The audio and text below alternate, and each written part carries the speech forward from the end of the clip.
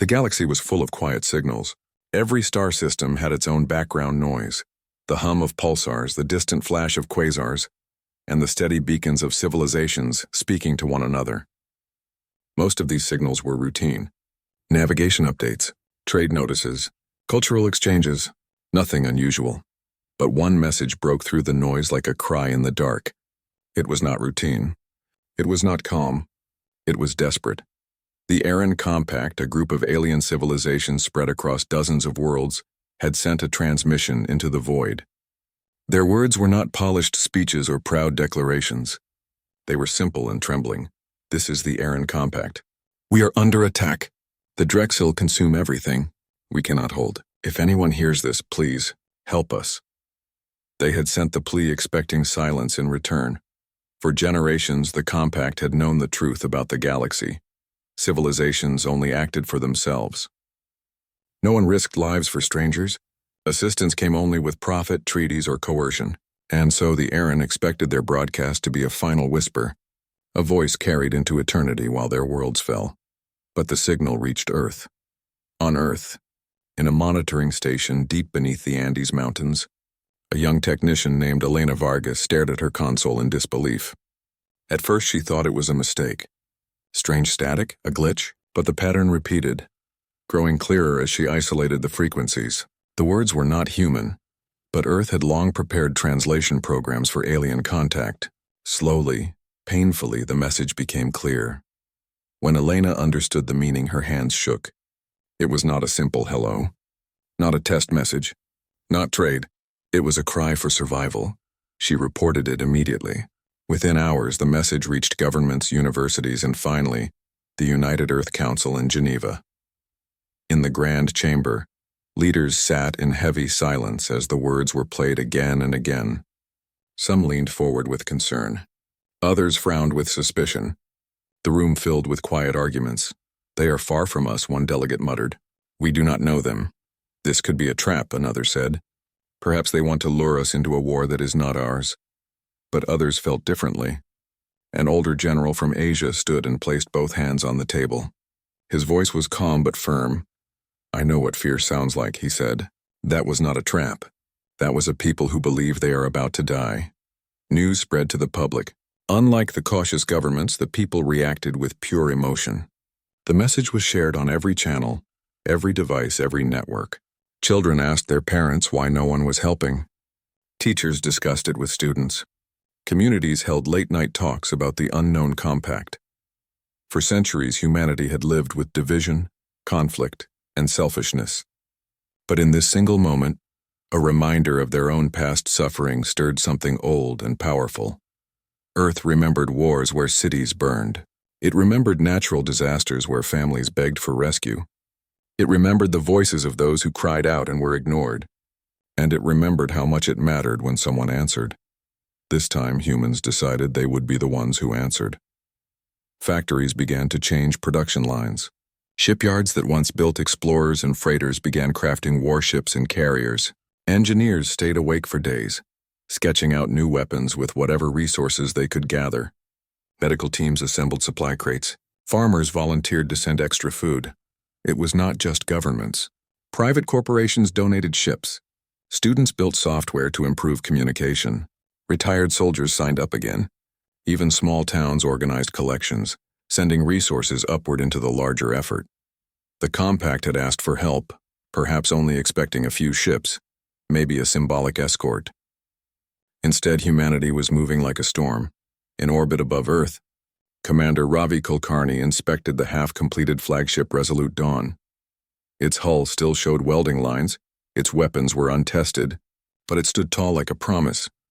He spoke to his officers with steady eyes. Some will ask why we fight in a war not ours. But I say this, one day it could be us. One day we may cry out into the void, and if no one listens, then we are lost. We go because we know what it means to be abandoned. We go because we refuse to abandon others. The officers saluted. The shipyard crew cheered. And across Earth, similar speeches were given in hangars, classrooms, and factories. Meanwhile, far across the galaxy, the Compact leaders continued their desperate war against the Drexel. The Drexel were not like normal enemies. They did not bargain. They did not communicate. They were machines, cold and endless, tearing apart planets for raw material, recycling every life form into silence. The compact was fracturing. Some worlds wanted to surrender. Others demanded retreat. Trust was breaking. In their darkest councils, one elder said, "We have sent our plea into the void. Perhaps if we are lucky, it will survive longer than we do. That will be our legacy."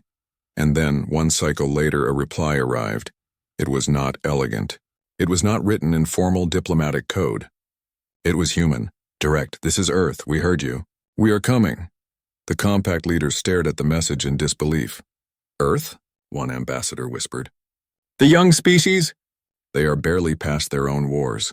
They cannot help us, they misunderstood," another said with a tired shake of the head. "They think this is symbolic. They do not understand the scale of what we face." But the message continued, repeating with determination. It was not a mistake. Not a misunderstanding. Humanity was preparing for war. The compact's generals exchanged doubtful glances. It was impossible. No species would commit so strongly for strangers. No one would. And yet the humans were coming. Back on Earth, Elena Vargas, the young technician who first heard the signal, watched as the news announced the launch date of the first relief fleet. She stood in the crowd as rockets lifted toward the stars, glowing like rising suns. Around her, people cheered, cried, and waved banners that read, "No voice goes unheard." She whispered to herself, though no one could hear, "Hold on, Aaron Compact, hold on. We are on our way." Thus began a story the galaxy never expected. A people who had only just begun to explore the stars, a species thought too young and too fragile, had heard a cry for aid, and unlike all others, they took it seriously. The stars above Earth had always seemed distant, like quiet lights scattered across the night sky. For most people, they were dreams, unreachable and silent. But after the alien plea for help spread across the planet, the stars were no longer silent. They were calling, and humanity was answering. Factories on every continent ran without pause. Shipyards glowed bright through the night as sparks rained from unfinished hulls. Engineers who once worked on peaceful exploration projects now worked on weapons and defense. Students who studied programming now designed navigation codes and communication filters. Even those with no technical skills found ways to help, sending food, raising funds, sewing uniforms, or volunteering for support crews. It was not just nations acting together. It was people, ordinary people. In the dry deserts of Africa, a farmer named Amara Ndoye stood in line outside a recruitment center. She had never left her village before, but when she heard the plea, she sold her farm animals and traveled for 3 days to enlist. When asked why, she said, "I know what hunger is. If they are starving, I can feed them. If they are crying, I can listen. That is enough." In the bustling cities of Asia, retired pilots returned to flight schools.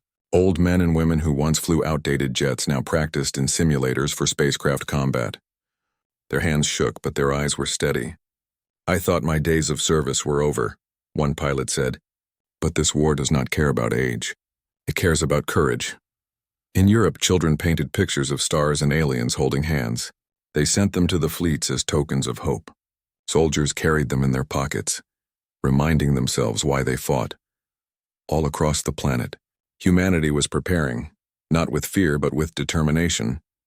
The United Earth Council continued to argue in Geneva. Some leaders feared the cost. Others worried about risking humanity in an unknown war. But even as they debated, the people had already made their decision. Aid convoys were being prepared, fleets were being armed, and volunteers flooded in faster than governments could organize them. Commander Ravi Kulkarni, now the face of the relief fleet, addressed the council through a secure broadcast. His voice was calm, but every word struck like iron. "You may continue to debate," he said, "but the fleets are already forming. The people have chosen. Humanity will not stand by while voices cry for help. We will answer with or without hesitation." His speech spread across the network, stirring emotions everywhere. Millions cheered, millions wept, and millions signed up the next morning. Meanwhile, the aliens of the Aaron Compact monitored Earth with disbelief.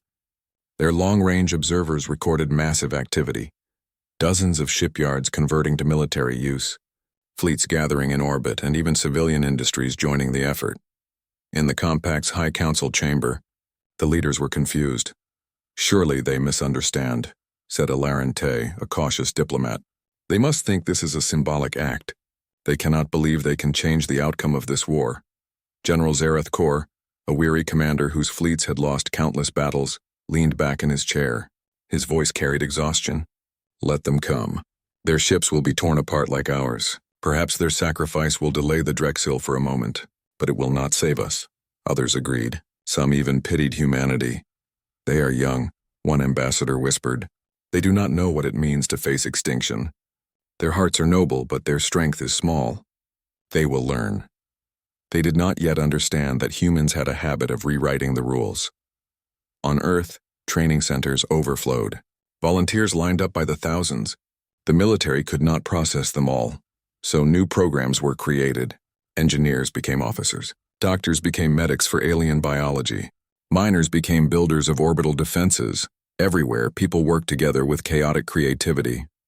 Unlike the Compact, which moved slowly with committees and long votes, humans thrived in disorder. If one plan failed, they made 10 more.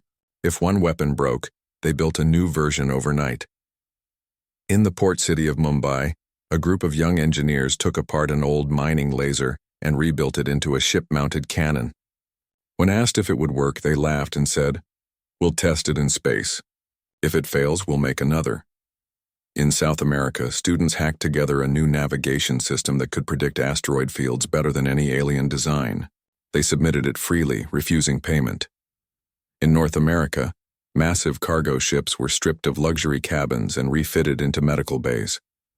Doctors from across the world volunteered to serve aboard them, ready to treat not only humans but also alien patients they had never seen before. The message was clear. Humanity was not sending a token fleet. It was sending everything it could. Elena Vargas, the technician who first discovered the alien plea, was invited to watch the launch of the first relief convoy. Standing on a viewing platform in orbit, she saw dozens of ships gathered like silver arrows against the black of space. The sight brought tears to her eyes. Beside her, a journalist asked softly, "Do you think the aliens will be surprised?"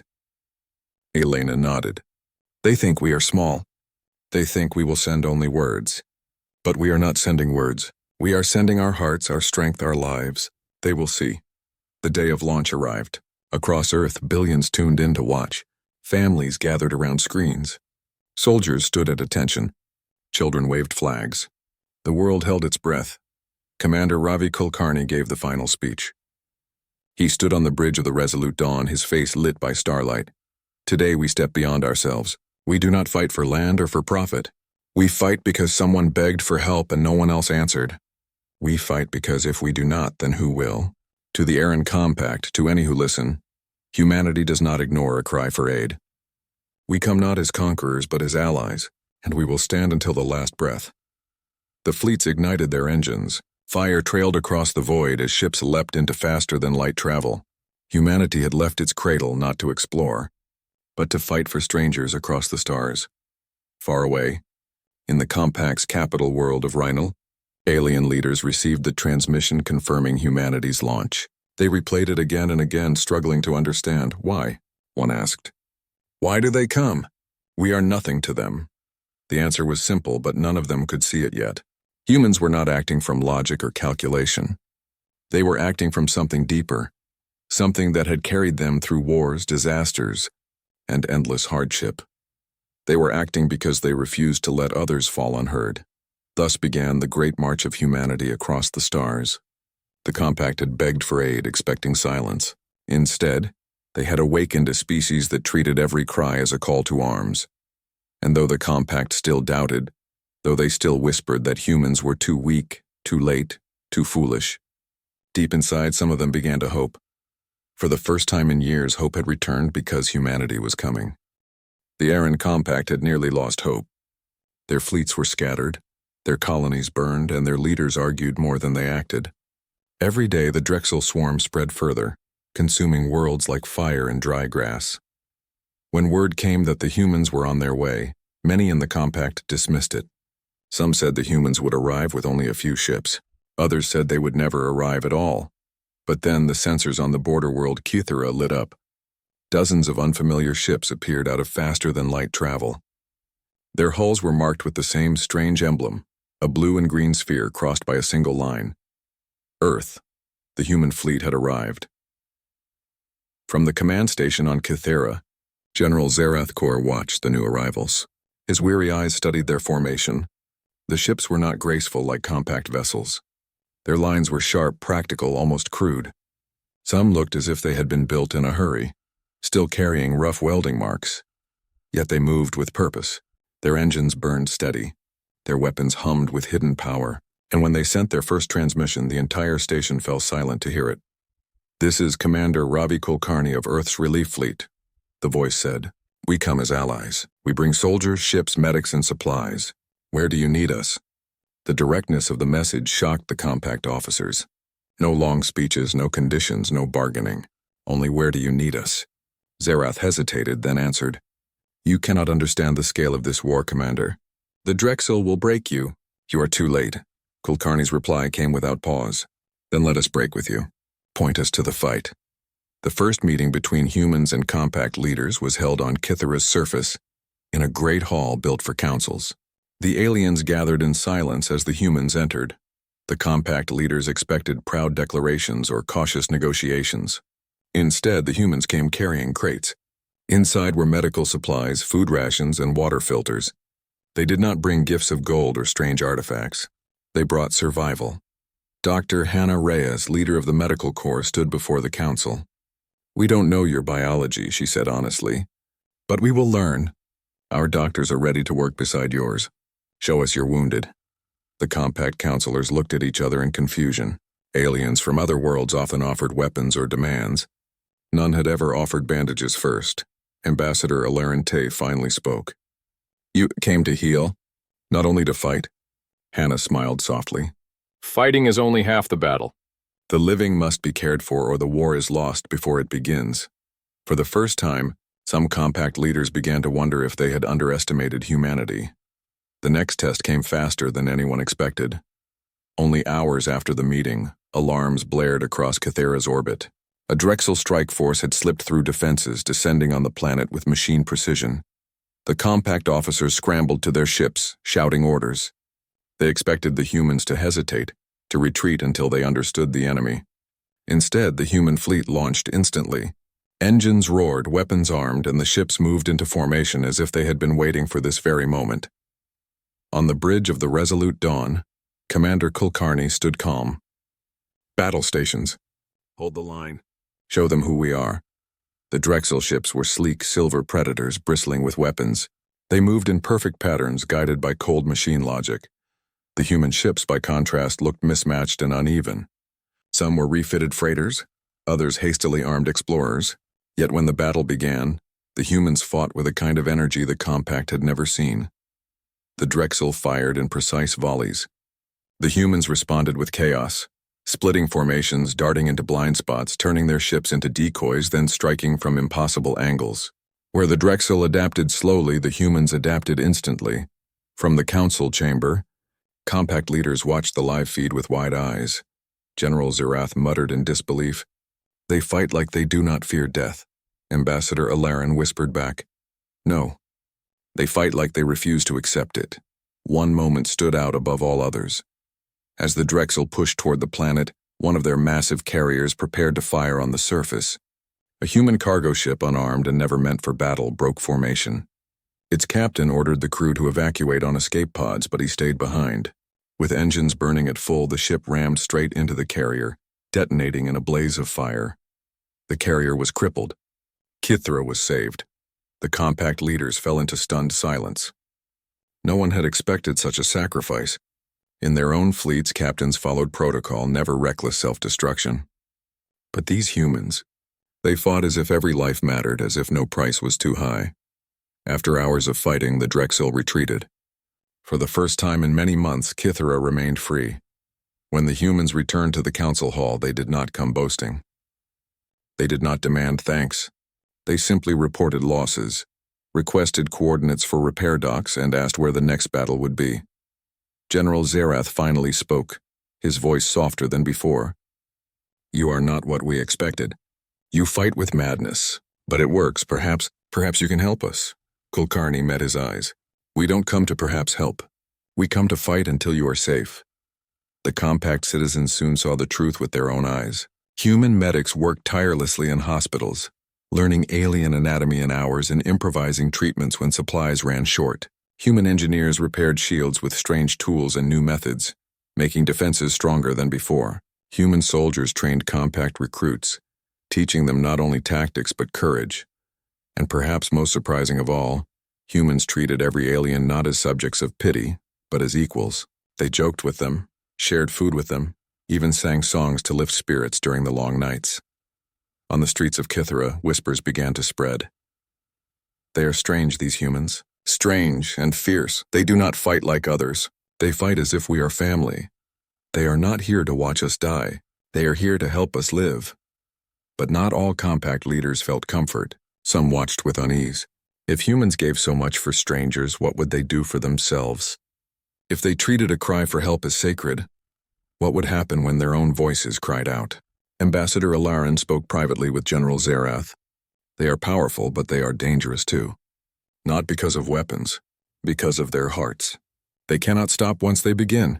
Zerath nodded slowly. Yes, they will fight until either the Drexel are destroyed, or until nothing is left of them.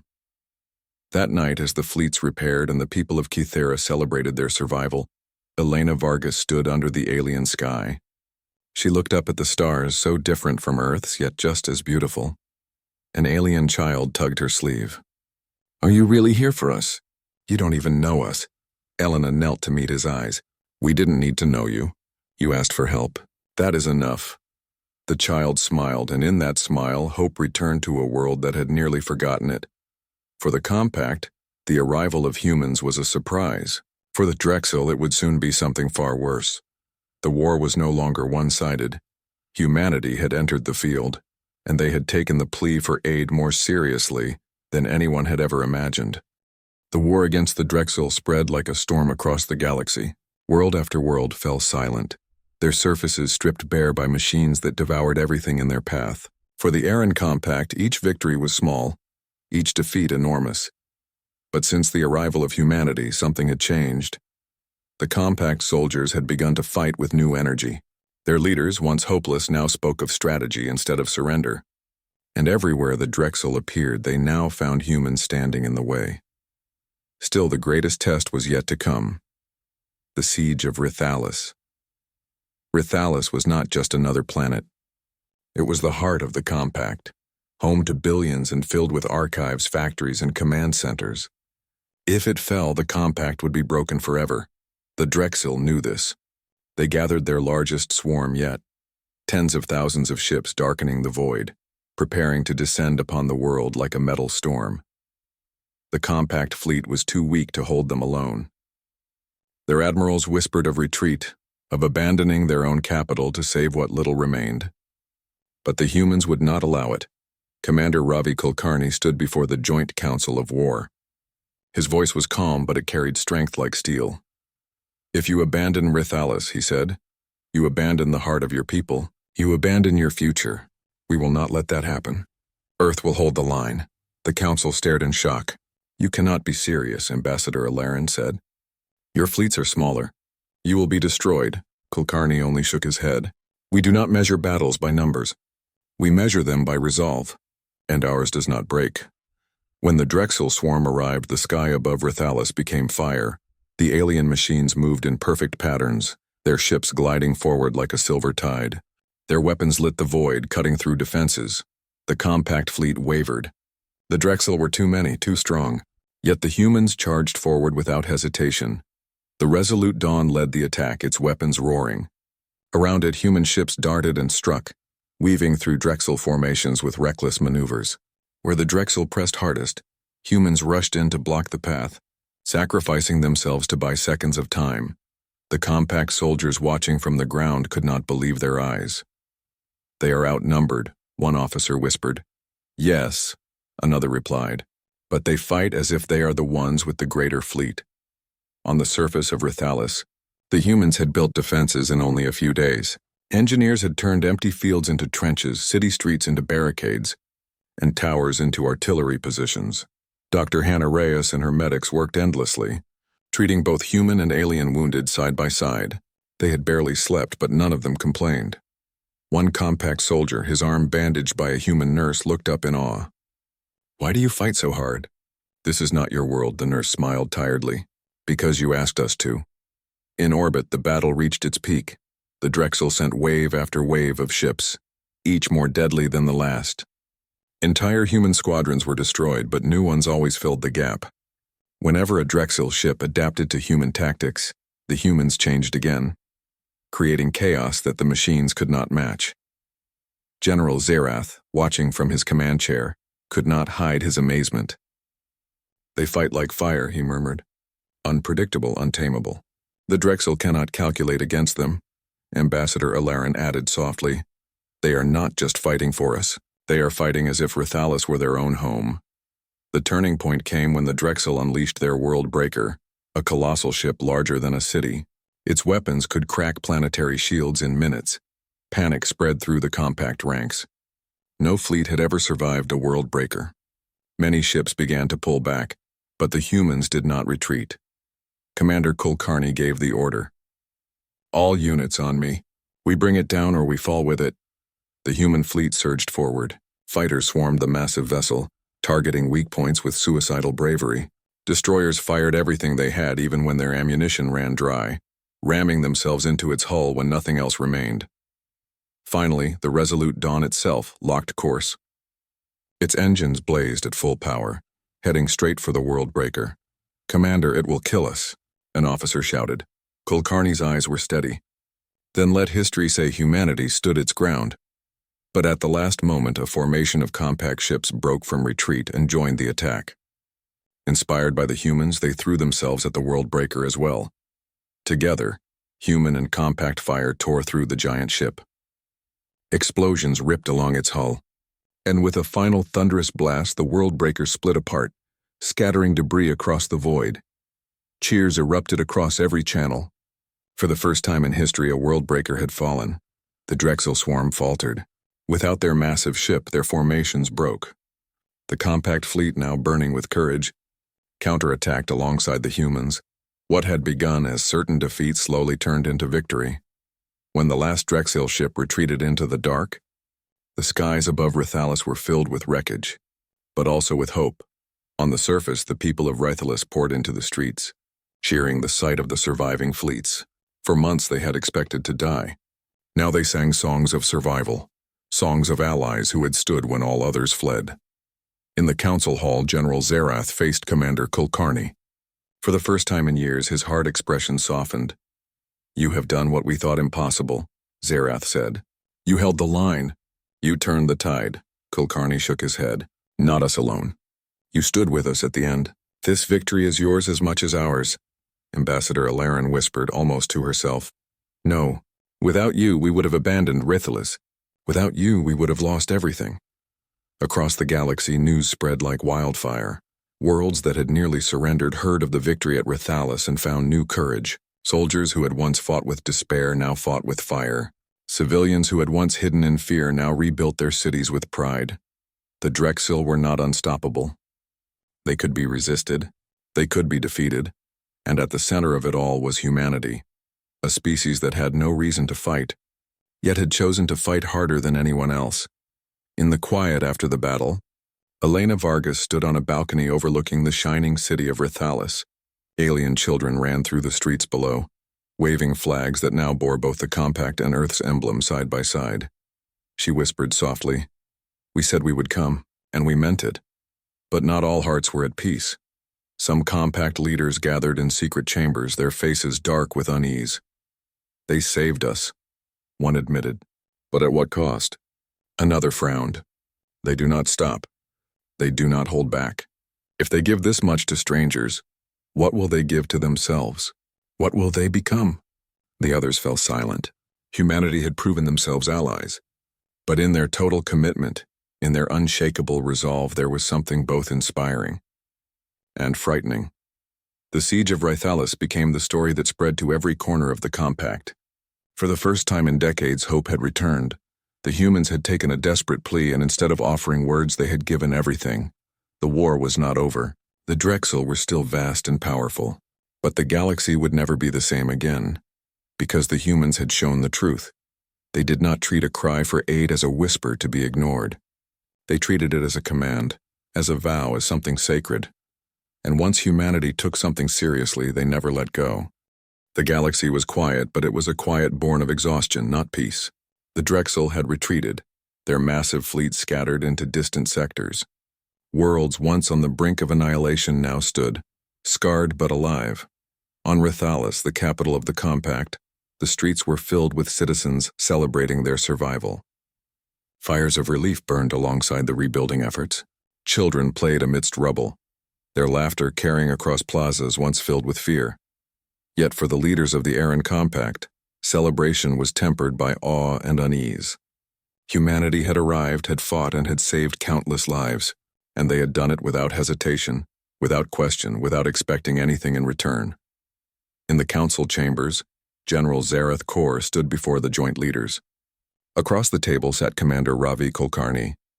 Both were covered in the weariness of war. Zareth spoke first.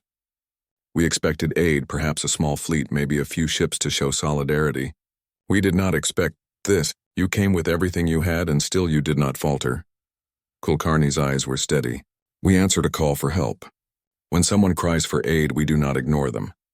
We do not wait to calculate the cost. We act." Ambassador Alarin Tay, who had watched humans for weeks, whispered, "They treat life as sacred. They do not just fight. They protect. They do not just give. They give everything they have." The words hung in the air. Some Compact leaders nodded in awe, others in quiet fear. Humanity's devotion had changed the course of the war, and the galaxy could not fully understand what it meant. Across the fleets, repairs and reorganizations were underway. Human engineers and Compact builders worked side by side, sharing tools, techniques, and even meals. Alien pilots learned human strategies which were unpredictable but effective. Soldiers of the Compact watched in amazement as humans trained tirelessly, not for honor or recognition, but because it was the right thing to do. In one hangar, a young Compact recruit asked his human instructor, Lieutenant Maya Chen, why humans risked themselves so freely. Maya smiled, brushing soot from her uniform. "Because someone asked for help. And when that happens, we don't stop. Not for fear, not for cost, not for anything. We do what needs to be done." The young recruit's eyes widened. "Even if it's dangerous?" "Especially then," Maya said. "If it were easy, anyone could do it." As weeks passed, the Compact slowly began to understand humanity's way. Humans improvised when plans failed. They sacrificed when necessary, but never without thought. They inspired hope in the hopeless, courage in the fearful, and determination in the weary. Dr. Hannah Reyes continued her work in field hospitals. One day, a wounded Compact child reached for her hand and whispered, "You saved us." Hannah knelt to meet the child's eyes. "We did not save just you. We saved everyone who still had hope, and you carry that hope forward." Hope, the aliens realized, was more powerful than any weapon. Not all Compact leaders were comfortable with this revelation. Some whispered in private chambers, "They fight with no pause. They give everything for strangers. What will they do if we ever need them again?" "They do not measure the world like we do," another said. "They measure it by what is right, by what must be done. Their hearts are dangerous even if their hands are helpful." Even in admiration, there was caution.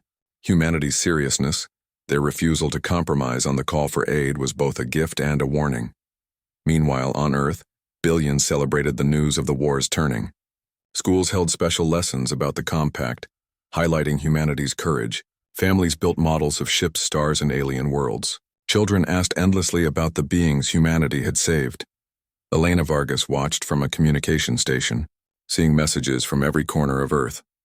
Volunteers were still building supplies, training, and preparing for further journeys into the stars.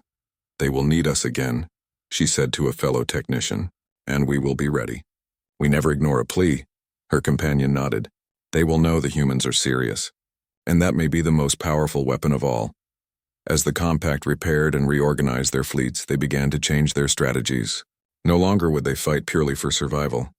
Inspired by human determination, they developed new tactics, combining alien technology with human improvisation. In a training room, General Zareth observed young Compact pilots learning to mimic human unpredictability. Ships darted in chaotic patterns, confusing simulations designed to be precise. The results were stunning. Even veteran commanders were astonished. "They have shown us a new way to fight," Zareth admitted to Alarin. "Not just with weapons, but with spirit." Alarin nodded, her mind still processing. And they do not stop. That is the terrifying part. Once humans commit, nothing can turn them aside. They take every plea seriously and they follow through. Completely. Months passed and humanity's influence grew. Compact worlds rebuilt faster with human help. Refugees were given shelter, cities repaired, and trade restarted. Human scientists taught alien engineers and human medics taught alien doctors. Even the Drexel feared this new alliance. Reports came of machine fleets withdrawing when humans were near, machines hesitating in ways no one had predicted. Where humans were present, Drexel strategies faltered. Their cold logic could not adapt to the unpredictability of hearts and minds united in purpose.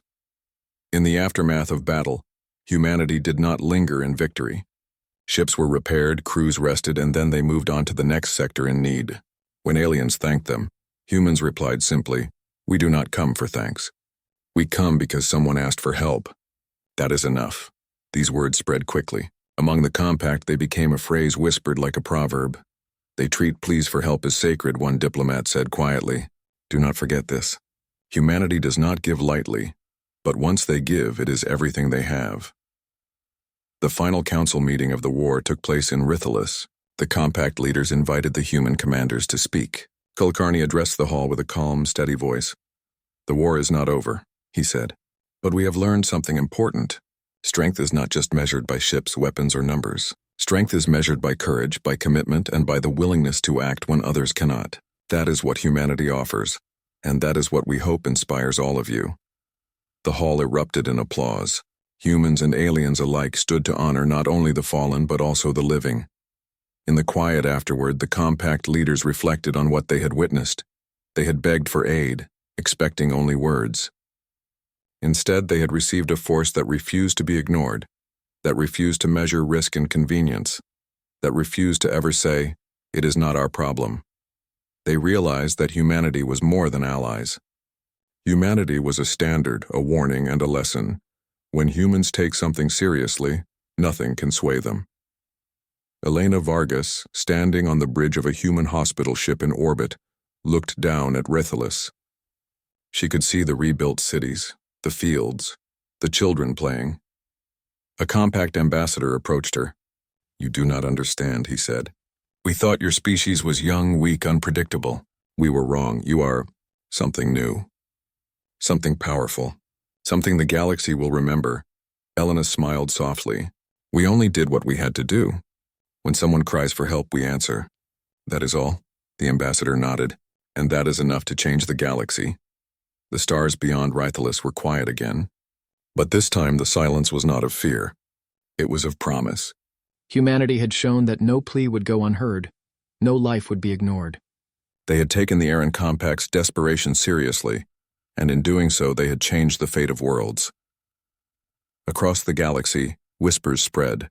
Stories were told in every world, of a species that refused to turn away, that fought not for glory, but for those who could not fight for themselves. And in every story, the same truth emerged. Never underestimate humans. When they hear a call for aid, they will come, and they will give everything they have.